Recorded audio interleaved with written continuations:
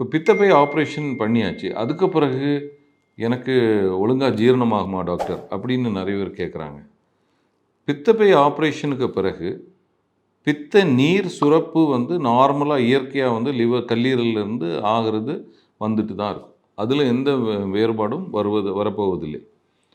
So இந்த பித்தப்பை வந்து நம்முடைய பித்த நீரை ஒரு ஸ்டோரேஜ் ஆர்கன்.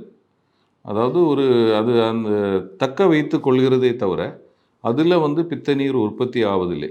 ஸோ இதே போல பித்த குடலில் இந்த பித்தப்பை எடுத்த பிறகு தேவையான பித்த நீர் வந்து அதிலேயே ஸ்டோர் ஆயிடுது. அதனால நமக்கு ஜீரணத்துக்கு தேவையான பித்த நீர் அந்த டைம்ல வந்து கண்டிப்பா ரிலீஸ் ஆகுது.